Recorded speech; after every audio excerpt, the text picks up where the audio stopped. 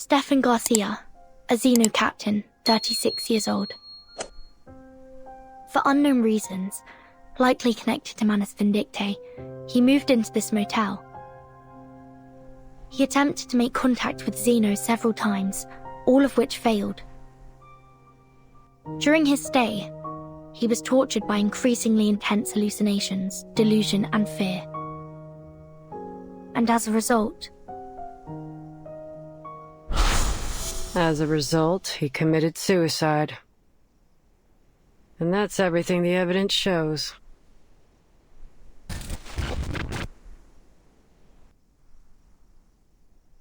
No. We must have overlooked something. A military officer killing himself. A phone call asking for help in Morse code. Not to mention Manus Vindictae. Where's this going, boss? We've encountered a series of bizarre events, one after another, ever since we arrived at this motel. The rituals in the rooms, the officer that went mad, the spirit in the mirror, and Manus Vindictae. Only one person remains uninvolved. Are you trying to say that she's the mastermind behind all this? She should know more about all this than anyone. Yet she feigns ignorance at every turn, which is suspicious in its own right. But what's there for a motel housekeeper to gain from all this? It's not like these spooky scandals would attract more guests. Unless someone else is pulling the strings. But that don't make much sense either, does it? When all these unusual things happened, she was happy to stand by and watch. But by whose orders? Some larger, more mysterious organization? Give me a break. What if she doesn't desire money or power? So what you're saying is that you need to ask Little Miss Maid a couple more questions. Precisely.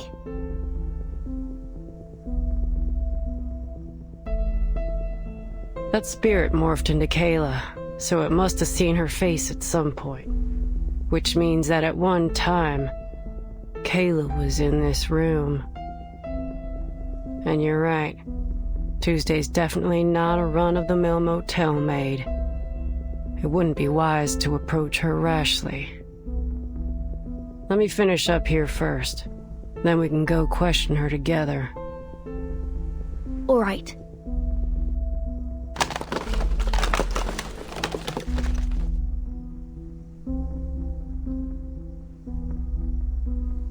Nope. I got nothing. Let's go find that maid. I have a few questions for her myself.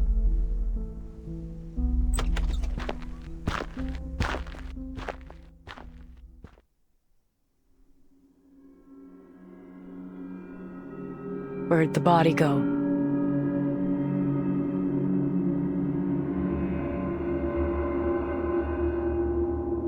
Ain't no signs of dragon neither. Who and how?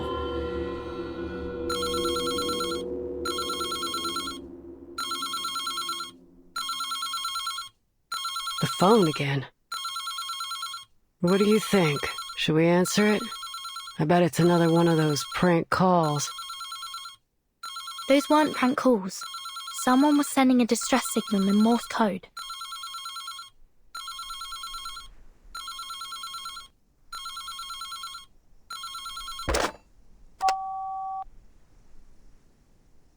Could you tell me what year it is now?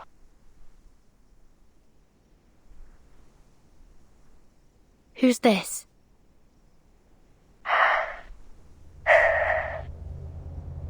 This is Barbara.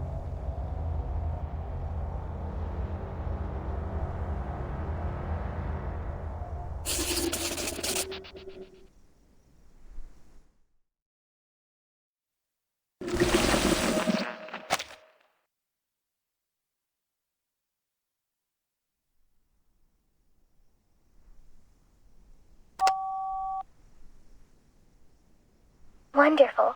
I can talk over the phone now. the wind must still be wandering nearby. That's good to hear. Are you an editor for Atu?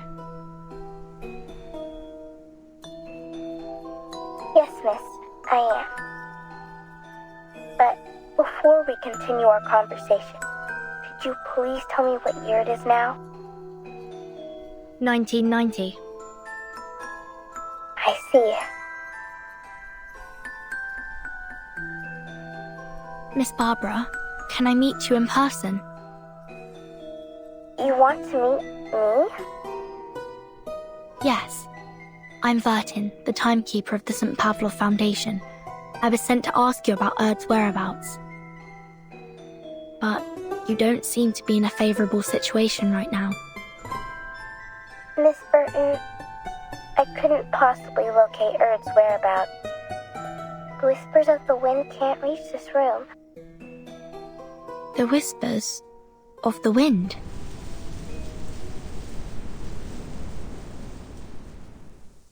Yes, it's a special form of communication.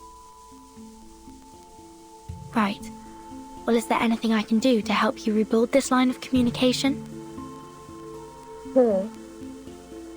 Let me first explain the situation to you. Here are a few things I'm certain of. First, this isn't an ordinary motel. It possesses some kind of supernatural life force. Before checking in, I interviewed some of the residents nearby. They all mentioned eerie rumors centered around the motel these past few months. Yes, we've encountered some bizarre events here, like real-life urban legends. Second, I'm now trapped in a red room. This room is in the same motel as yours. What's different is that it blocks all forms of communication. I couldn't get the room to open, and my voice didn't reach through the phone. That wasn't until a gunshot broke this intangible restraint. This small room contracted violently, and now I can communicate with the outside world. At first, I thought it was an earthquake, but the contracted space soon returned to normal. Earthquakes can't do that, can they? Before this happened, were you using spiders to communicate with the world outside? Yes, I was. As luck would have it, there are many spiders here, thanks to the prevalence of spiders in urban legends, I assume.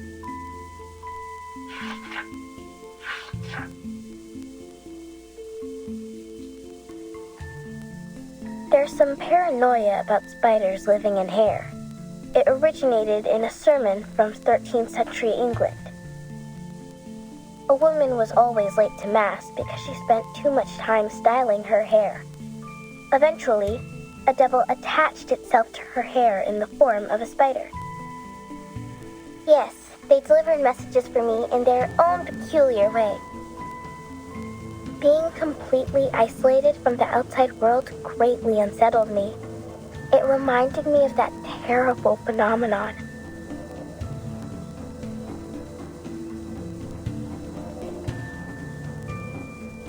Fortunately, that wasn't the case. But you're still trapped in that room, right? Yes, the door's gone. I can't get out from the inside. How did you get in there in the first place? Or rather, who brought you into that room? Well, who else could it be? The maid named Tuesday. Just as I expected. Wait.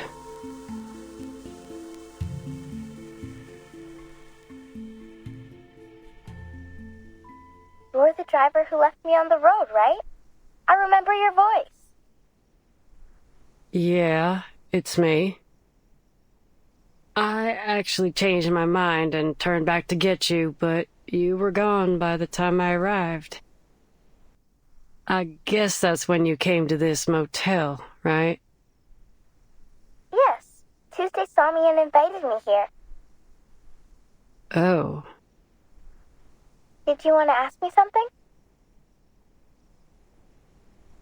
Have you seen a girl of about 5'3" here?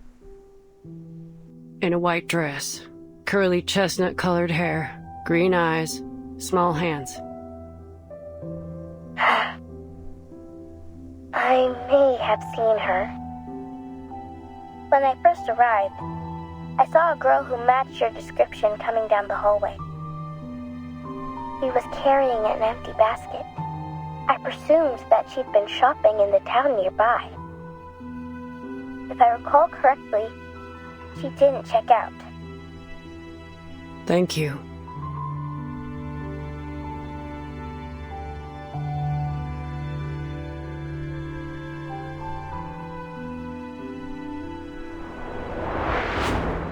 How can we find this room? It's just in the hallway, number 707. Look for a door covered in red.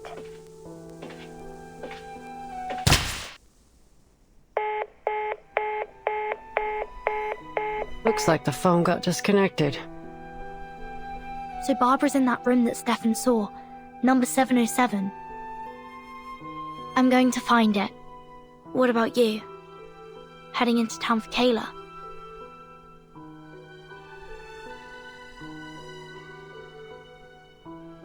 I did notice a weird spot in the hallway earlier. The maid's footprints were going back and forth like there was an entrance there. But I didn't see no signs of a door.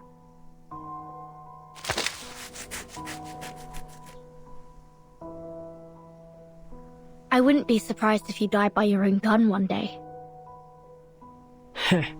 That'd be a memorable way to go. All right, enough kidding around.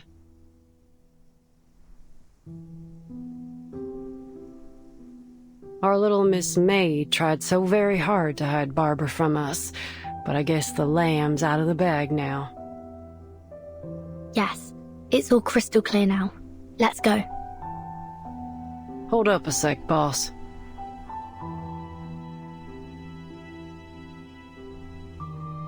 Do you have any candies? I'm running on fumes here, and I ain't got no way to replenish my stash.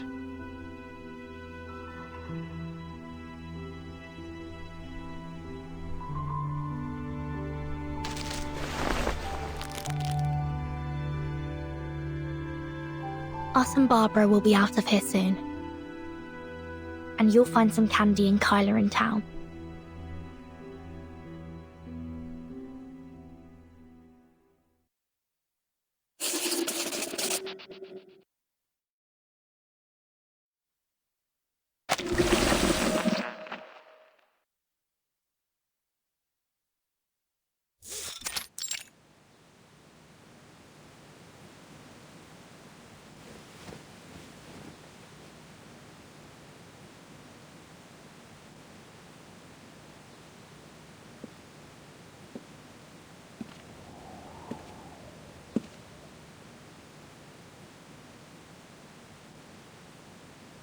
Are you not satisfied with my services?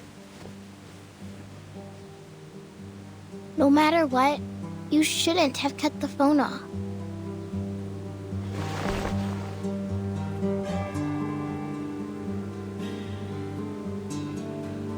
Nor should you have isolated me from the outside world.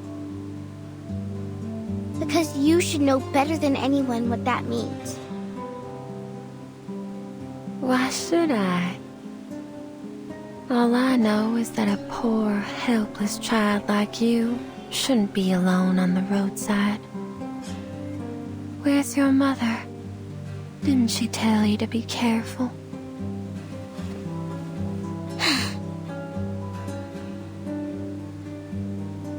You really don't remember anything, do you? What do you mean? What do you think I should remember? Well, clearly it doesn't matter now. This motel's well decorated. Did you do all this yourself?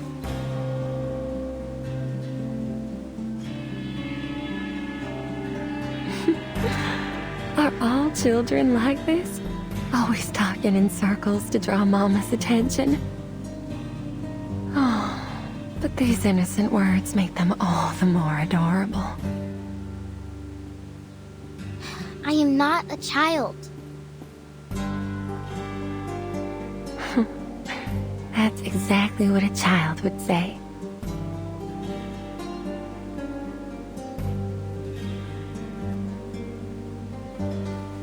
I've always felt a familiarity with you, like I've known you for a long time.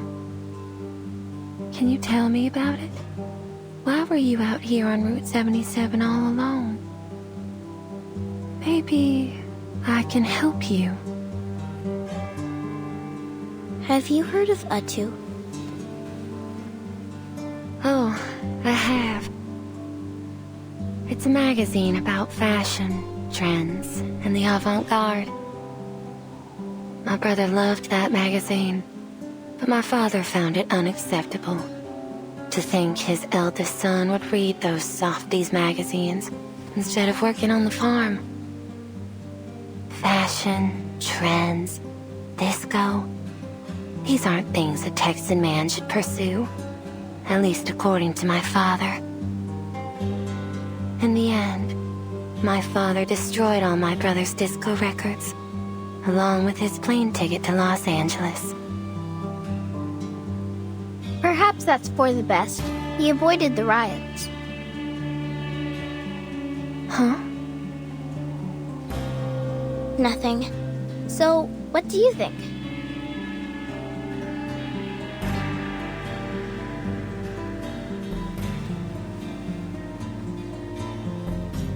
Me?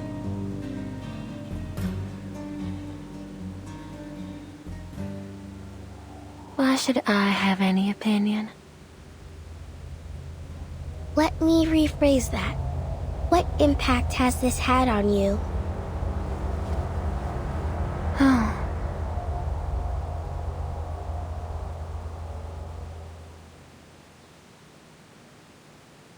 But what happened between them has nothing to do with me, does it? These were the choices they made.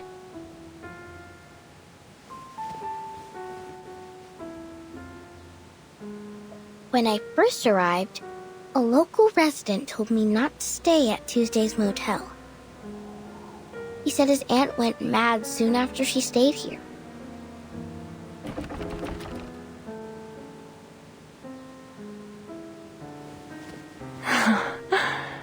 I remember that lady.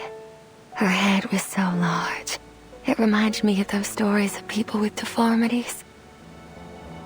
So I had her watch a freak show at midnight. Sadly, she didn't seem to enjoy it.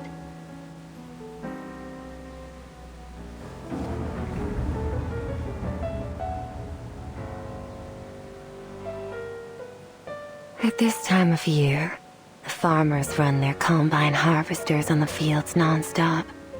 The harvest is a joyful time of year, but the accompanying noise always frightens the children.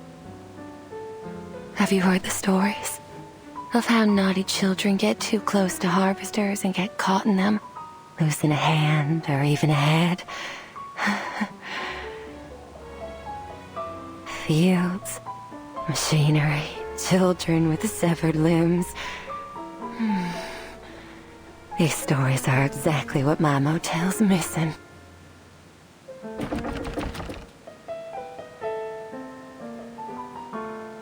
Oh, my baby's calling. Please excuse me. I don't want another temper tantrum on my hands. Apologies, my fluffy little child. I look forward to our next conversation. Talking to you always brings me inspiration. But the motel's been too busy lately. It's starting to get on my nerves.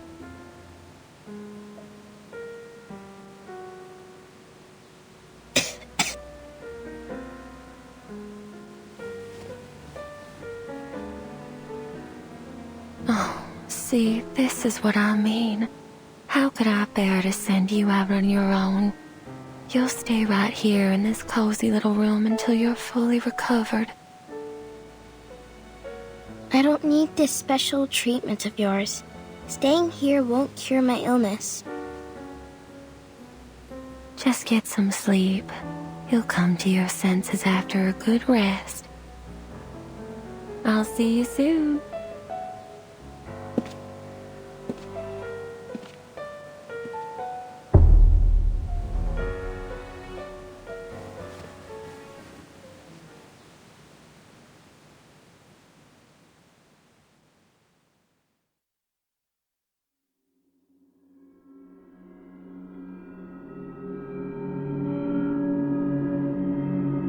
How many times have I told you not to eat things off the floor?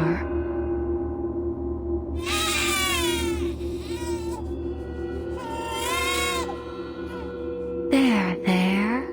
Don't cry, sweetheart.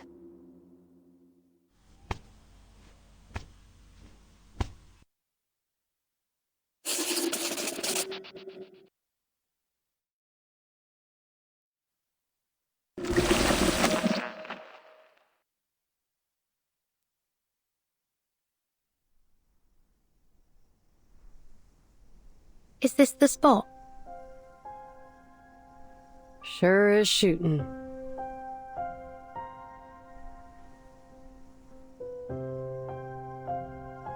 Look, these footprints. They're less than 10 minutes old. But where's the door to room 707? I can sense some energy fluctuations nearby, but they're definitely not from arcane skills.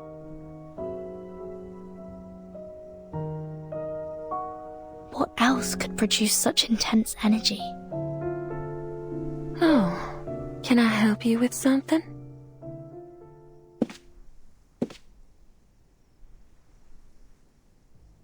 Miss Tuesday, I've got a question for you.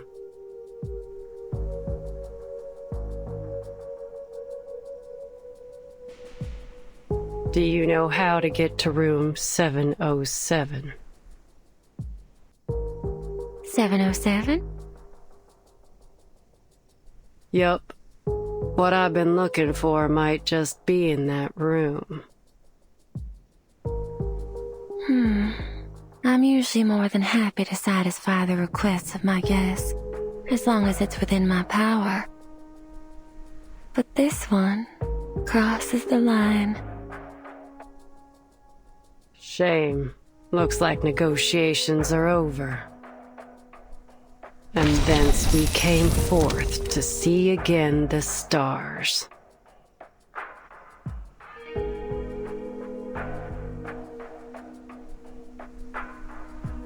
Using arcane skills so frequently is bad for your eyes. Didn't your family ever tell you that?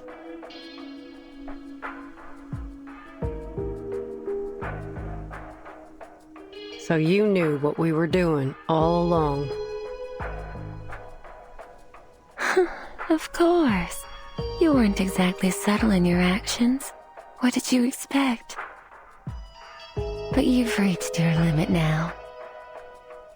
3. What's that supposed to mean? 2. Screw this. Your mind games won't work on me. 1.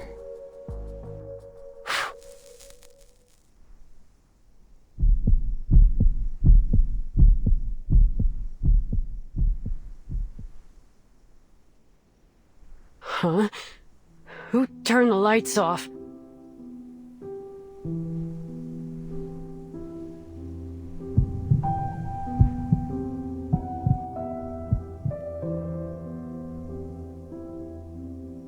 The lights are still on, dear.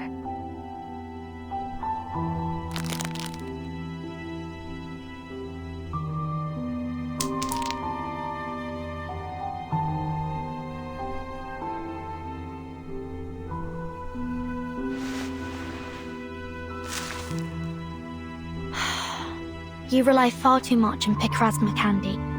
It can't solve all your problems.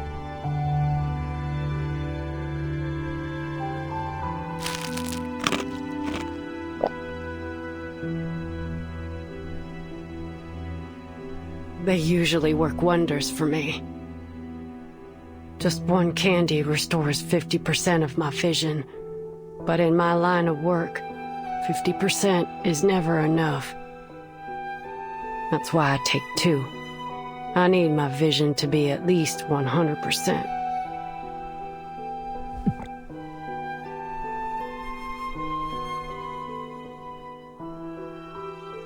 That'll do the job most of the time, but sometimes I've got an extremely challenging task.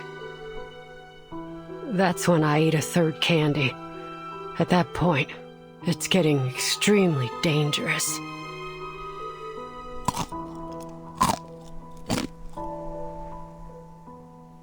I should be able to see now.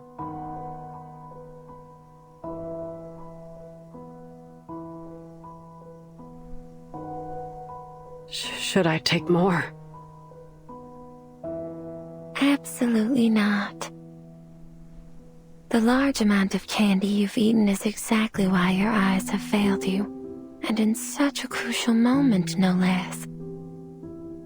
Excess leads to destruction. This is true for all things. You do well to learn your limits.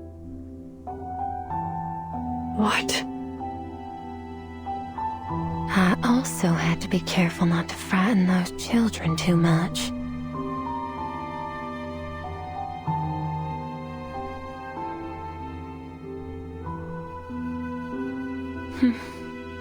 You've always put your faith in these candies, haven't you? 1 candy, 50% recovery. 2 candies, 100%. 3 candies, and you can tackle even the most insurmountable problem. Oh, how dependable they are. Just like the venerable Argus, who succeeds in any job she takes on.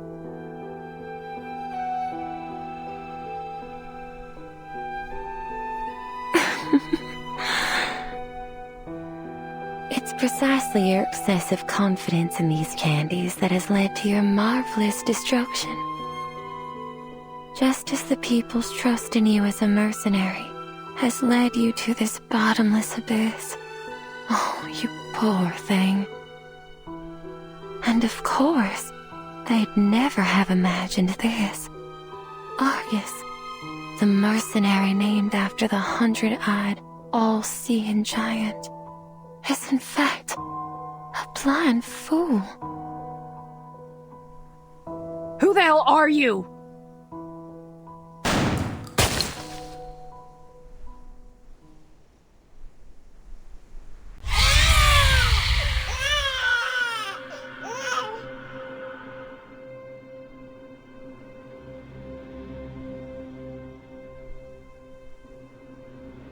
Damn it! Damn it!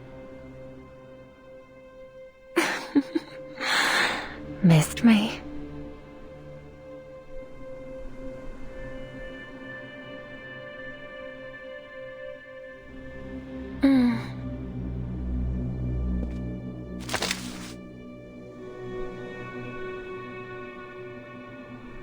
There you go.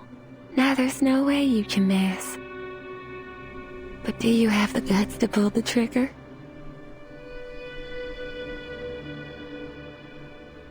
The decision's yours to make, but once I'm dead, you'll never find room 707.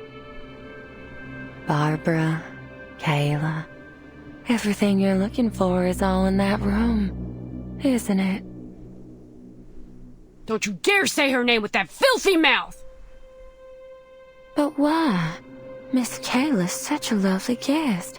I very much enjoyed her company.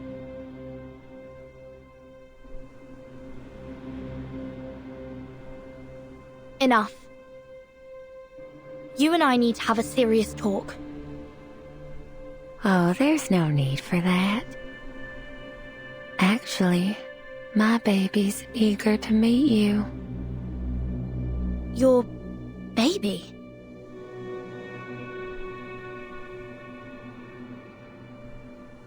Yes. In fact, the baby is the master of this motel.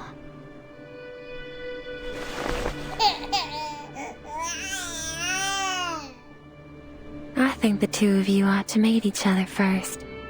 Here, hold it.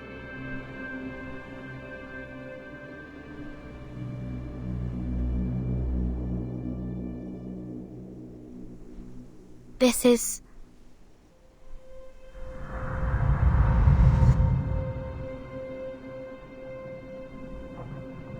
Vertain! Vertain!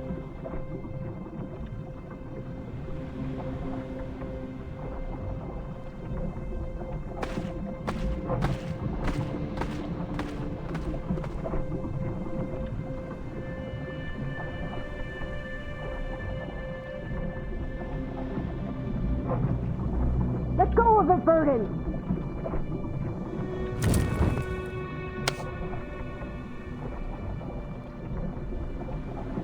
I ain't no deal in this way.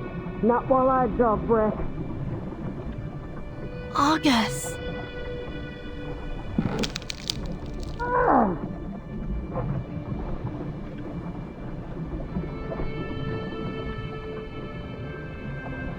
Don't you interrupt them. There's no need to worry, Miss Vertain. I've done this countless times. Now, allow me to peer into your dreams.